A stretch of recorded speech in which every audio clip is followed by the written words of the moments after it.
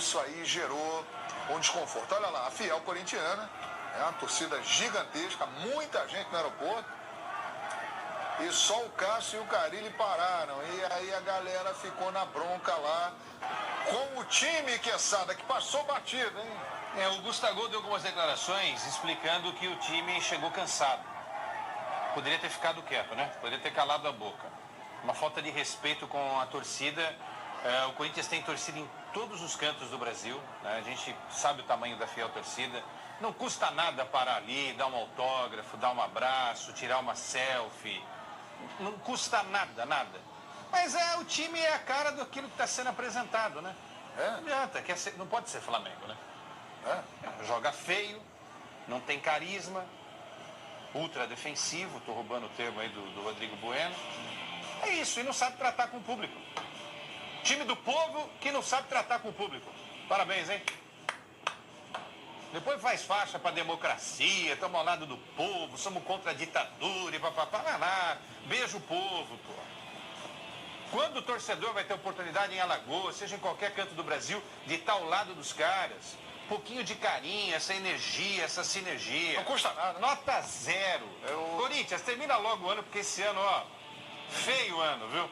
Feio. Termina logo e reza para ser melhor no ano que vem. Belo discurso aqui do Leandro Quesada, e eu assino embaixo tudo que o Quesada falou aqui. Rapaz, o CSA saiu com o peito estufado do Maracanã, hein? E vem em casa com moral para pegar esse Corinthians amanhã lá, hein?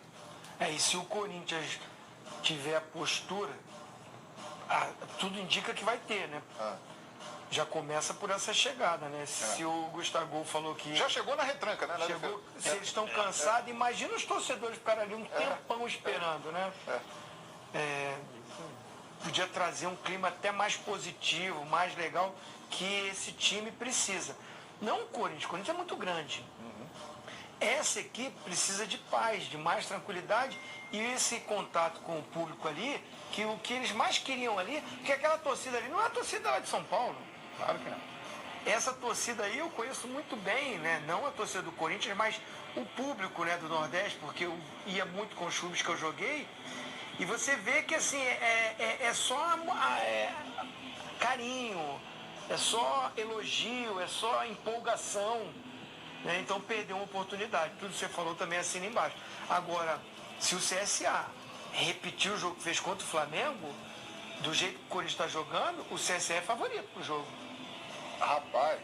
Cada jogo tem a sua história, pode mudar tudo. Eu estou falando pelo que apresentou o Corinthians contra o Santos. E o CSA contra o Flamengo, o CSA acaba sendo favorito, porque joga em casa. E em casa ele tem bons resultados. E o CSA tem 26 pontos. Muita gente fala assim, CSA, Havaí. CSA não. O CSA do Argel, ele tem grande chance de sair também. A gente está falando do Cruzeiro, que tem esse duelo contra o Botafogo e pode trazer o Botafogo ali para trás. Mas se o CSA vence, vai a 29, o mesmo ponto do Fluminense. Exatamente. Mesma pontuação do Fluminense. Do Cruzeiro também. Do Cruzeiro também. Então o CSA está vivo e esse jogo, para a equipe do CSA, é a decisão do campeonato. Então é um jogo duríssimo para o Corinthians. Já arrancou vários pontos. O cara demitiu o Daí Real, mano.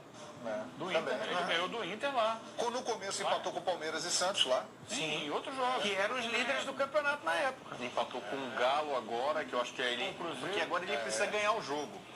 O empate não é bom para os dois times. O CSA precisa ganhar. A situação dele não dá só. Que legal. Mas o Mito já falou que vai ser empate? Já. Então o empate não Só, no Corinthians venceu o CSA no primeiro turno, 1-0, o gol do Wagner Love, que não vai jogar, né? Não vai jogar o Wagner. Machucado, o Bocelli está suspenso, vai o Gustavo. Fiz um levantamento rápido, usando todos os resultados, né, do primeiro turno e jogando os resultados agora. Até que não foi tão ruim não a sequência, viu? O Corinthians nos últimos 10 jogos do primeiro turno, contra esses mesmos adversários nessa sequência, eu estou tirando o Goiás porque era um jogo atrasado, então eu tirei o Goiás da parada. Foram 5 vitórias, 4 empates e 1 derrota. O Corinthians fez 19 pontos. Se fizer isso, vai para a Libertadores. Se fizer isso, vai para a Libertadores. É só fazer a conta, vocês que não fugiram da escola de matemática, 45 mais 19, 55, 64. 64. Com 64, bem provavelmente... Libertadores, aí vou eu. Pega a Libertadores. Eu acho que G4 não, João, mas pega o G6 Então, uma coisa que eu ia falar. O Argel, eu sempre rotulei, fui muito preconceituoso com o Argel como técnico, de ser um cara muito retranqueiro, defensivista, um técnico que pegava quase sempre times ali na parte de baixo da tabela para salvar como um bombeiro, e era o recurso que ele tinha, né? Defendia, jogava por uma bola. Mas o CSA tem feito jogos interessantes contra o Flamengo, foi muito bem no contra o Maracanã. São Paulo Morumbi, ele arrancou um ponto, quase ele ganhou o jogo. E você vê, ele não ficou lá atrás só com o Flamengo defendendo, ele teve chance, ele trabalhou. Então, o Carille, que é tão... teve 4 chances claras de gol no Então, o Carille está sendo cobrado para fazer o Corinthians jogar mais ofensivo, o Argel está fazendo isso. O Argel está usando mais com o CSA, que tem menos recursos que o Corinthians, do que o Carille. Então, se o CSA ganha esse jogo atacando, é realmente de chamar a atenção. Como o Carille, com o Corinthians, o grandão, mais rico, com um elenco maior, não ousa o que o Argel, que tinha fama de retranqueiro, está fazendo no CSA. Tá ver. Aliás, muito legal essa sua autocrítica em reconhecer que fez um comentário que agora você reconhece que não foi correto. Ele está evoluindo. Em relação ao Argel, muito bom, muito legal. O Carille não tá. Mostra de novo ali a classificação, por gentileza, produção. Robinho Pedalado e Chieta Verde, que estão comigo hoje no Expediente de Futebol. Porque tem um detalhe interessante. Veja a importância desse jogo para o CSA. Tem 26 pontos. Ele precisa ganhar o jogo. Empate para ele não é bom. Mas, olha só. Dos times que estão acima, nós teremos Ceará e Fluminense se enfrentando. Ou seja, perderão pontos ali entre eles. E o Cruzeiro, 17º, pega o Botafogo. E o Fortaleza, o Avaí. E o Fortaleza, o Avaí. Ou seja, se o CSA der uma pancada no Corinthians e ganhar esse jogo, somar 3 pontos, ele pode se dar muito bem nessa rodada e abrir um caminho aí para permanecer. O CSA, no início de campeonato, não tinha o comando, a gestão do Argel, mudou uma ou outra peça. O Atlético é contra a Chapecoense. Ou seja, do Atlético para baixo, eles vão se enfrentar. Vão se enfrentar. É um campeonatinho ali do CSA no início do campeonato, só para completar, jogou 2 vezes em casa contra 2 paulistas e empatou com os 2. Palmeiras e Santos. Só que não era um CSA forte do jeito que a gente está vendo agora, comparado ao que ele estava produzindo. Ou seja, o CSA de hoje é mais forte do que o CSA do início do campeonato. E o Corinthians continua ruim desde o início do campeonato. Então, há uma grande possibilidade. Eu acho que assim, o que eu quero dizer é o seguinte... Copa América deu uma melhoradinha o Corinthians. Deu, mas depois caiu. Enganou por aqueles 14. Tanto é que eu reconheci meu erro e pedi desculpa para você. É a melhora do paciente que está na UTI, né? Que é daquela melhorada. Voltei atrás. Mas hoje o CSA joga melhor que o Corinthians, a gente tem que admitir. Agora, e aí o empate, eu reclamo tanto que o Corinthians é o rei dos empates, é um bom resultado para o Corinthians no empate contra o CSA. Não é resultado... Para o Corinthians é bom, para o CSA Avaí não é e Chape já estão rebaixados. Olha a tabela.